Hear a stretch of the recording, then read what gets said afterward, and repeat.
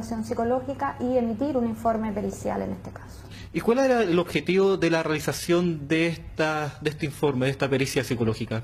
El objetivo de la evaluación era medir algunos aspectos de la personalidad y aspectos cognitivos de Juan Pablo que pudieran ser relacionados con su conducta el día de ocurrencia de los hechos.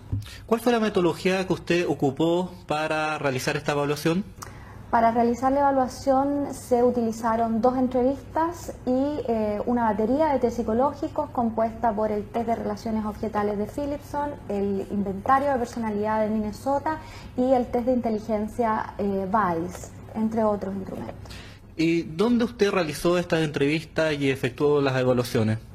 Las evaluaciones fueron realizadas en la cárcel de máxima seguridad, se realizaron los días 10, 11, 12 y 14 de junio del año 2010 por un periodo de 4 sesiones con una duración total de 12 horas.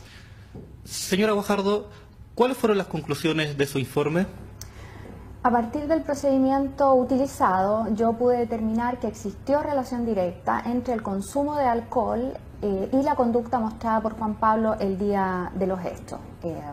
Según lo que se refiere, en esa oportunidad Juan Pablo se encontraba bajo los efectos de sustancias que alteran gravemente el ánimo, la lucidez y la conducta. Como producto de esto, Juan Pablo mostraba una grave alteración cognitiva y volitiva, mostrada a través de un estado de obnubilación de conciencia, y esta es una alteración que inhibe su capacidad para determinar su conducta, razón por la cual no es posible que sea responsable por una conducta dolosa. ¿A qué se refiere con nivel obnubilado de la conciencia?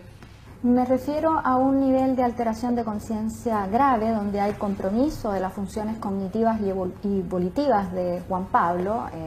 Por ejemplo, en sus referencias acerca de los eventos, él da cuenta de que entró a un bar, pero no recuerda los elementos contextuales.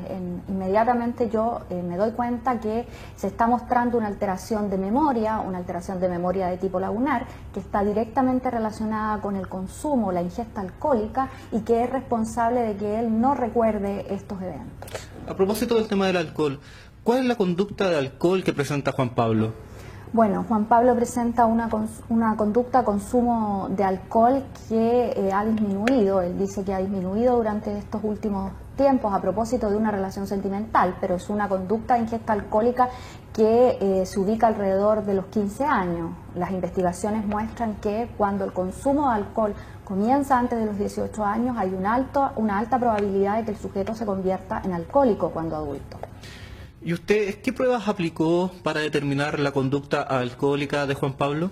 Mire, yo apliqué 3 pruebas muy sencillas. Por ejemplo, el test de Cates es una prueba de autorreporte, una prueba que consiste en 4 ítems que son muy simples de responder. Los 3 primeros se refieren a la autopercepción o la sensación subjetiva del sujeto frente al consumo de alcohol, y el último se refiere a la misma sensación pero frente a la privación. Juan Pablo puntuó 2 en esta prueba, con lo cual él se ubica dentro de una conducta de riesgo. Eso significa que su conducta alcohólica debe ser vigilada y en este caso, más que de riesgo, nosotros podríamos decir que su conducta tuvo gravísimas consecuencias el día de los hechos.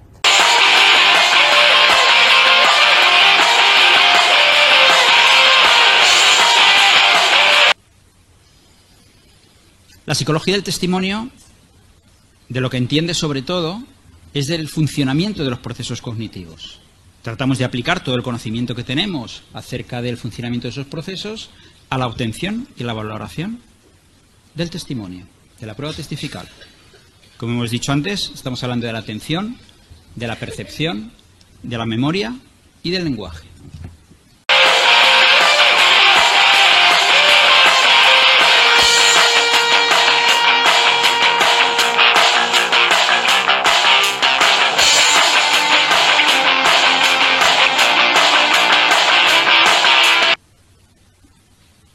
La valoración del testimonio no es una cuestión patológica, por tanto no es una cuestión clínica.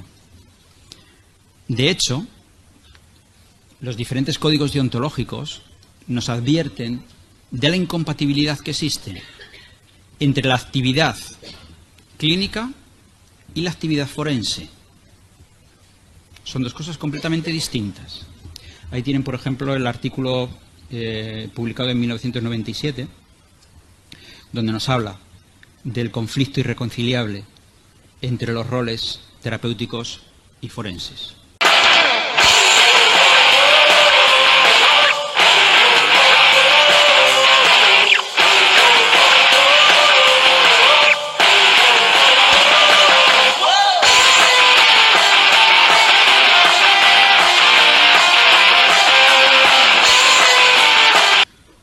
No sé en qué porcentaje los testimonios con los que trabajamos habitualmente son falsos o no. Hay dos orígenes, dos posibles orígenes de los testimonios falsos. Por un lado, las falsas memorias, que tienen que ver con ese error, siendo que las falsas memorias no son deliberadas. Yo recuerdo cosas que no son. Por problemas de accesibilidad hay parte que se me ha olvidado y, por tanto, si la parte que se me ha olvidado es la que aporta el detalle que permite interpretar adecuadamente los hechos, pues ahí habrá un problema. También nos podemos encontrar con problemas de interferencia.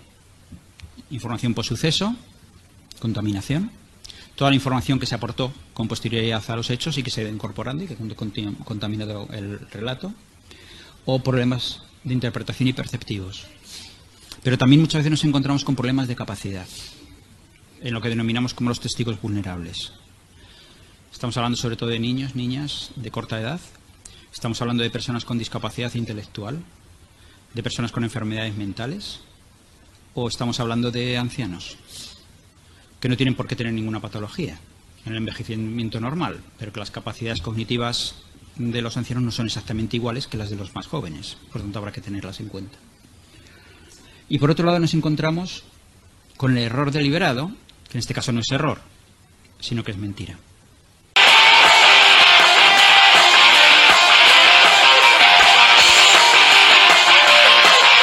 El caso se construye o no, en la medida en que le otorgamos, decimos, credibilidad a la declaración de esa persona, como víctima o como testigo. Estamos hablando, en realidad, de lo que denominamos como el indicio cognitivo. Es otro tipo de indicio distinto. ¿Qué es el indicio cognitivo? ¿Y eso qué es desde el punto de vista de la tarea que le estamos solicitando? Es una tarea de memoria. Le pedimos que intente recordar y describir con todo el detalle posible qué es lo que ha vivido, qué es lo que le ha pasado. Un testimonio, por tanto, es un recuerdo, sin más, sobre el que sabemos que influyen muchos factores atencionales, perceptivos, de lenguaje, de pensamiento. Las características específicas de ese testigo, de esa víctima, por tanto, pueden condicionar el relato. En la medida en que nos encontremos con una persona que tiene algún tipo de alteración cognitiva, algún déficit cognitivo, por una patología o por un problema de desarrollo o por lo que sea, se va a ver comprometida la exactitud de la declaración, con toda duda, sin duda. ¿Qué nos encontramos también? Que se ve afectado por las características de los hechos, el relato. En muchas ocasiones los hechos delictivos duran muy poco tiempo.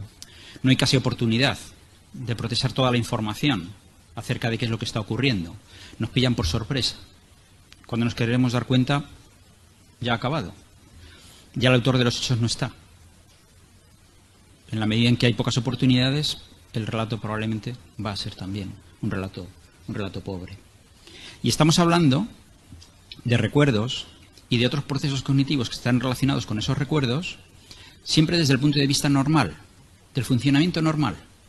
No hablamos del funcionamiento patológico. Cuando obtenemos y analizamos un testimonio, siempre debemos pensar en cómo funciona la memoria y estos procesos. Normalmente. No se trata, por tanto, de un asunto clínico.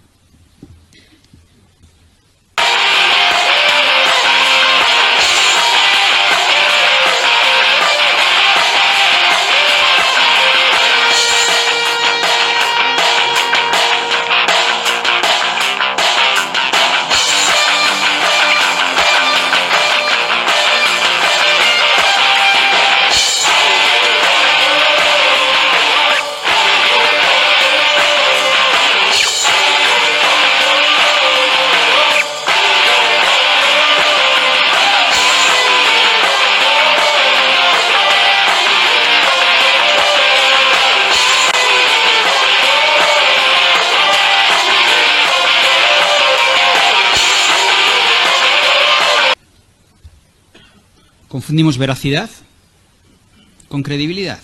Por ejemplo, ¿qué es la veracidad? Es lo opuesto a la mentira. Implica intencionalidad. La conciencia de aportar información falsa. Y es muy difícil de establecer. Y si alguien puede hablar en términos de veracidad, son los tribunales, en su sentencia, cuando declaran probados unos determinados hechos. Pero como muy bien sabemos, ahí de lo que estamos hablando es de la verdad judicial, que no es lo mismo que la verdad verdadera, que la realidad. Por otro lado tenemos la exactitud. La exactitud es cuánto se ajusta una determinada declaración a la realidad. Es decir, ausencia de errores. Esto también es muy difícil de establecer. ¿Cuándo podemos hacerlo? Cuando yo tengo una grabación de los hechos y yo comparo ese relato con la grabación objetiva de los hechos. Y ahí soy capaz de destacar los errores que se han cometido. Y entonces sí podemos hablar de falta de exactitud. ¿A qué se debe esa falta de exactitud? ¿Es error o es mentira? Eso probablemente no seamos capaces de decirlo. A no ser que en un momento determinado quien aportó esa declaración confiese y diga, no es verdad, me lo inventé, no es cierto. Y sabía que no era cierto cuando lo estaba contando. Si no, poco vamos a poder hacer ahí. Por otro lado está la realidad. La realidad es lo que pasó. Son los hechos en sí mismos. ¿Cuál es el problema? Que puede haber múltiples realidades. Tantas realidades como personas presenciaron los hechos, sufrieron los hechos. Y todas son verdad. Cada interpretación es una verdad. Es su verdad, es su realidad. De modo que cuando tenemos dos testigos, lo normal es que cuando les preguntamos, cuénteme qué es lo que pasó, cada uno me dé una versión completamente distinta de los hechos. Y todas esas versiones pueden tener que ver con esa realidad. Y por último hablamos de la credibilidad. ¿Cómo la definimos? Es la evaluación subjetiva, subrayando, subjetiva, de la exactitud de las manifestaciones de los testigos o víctimas.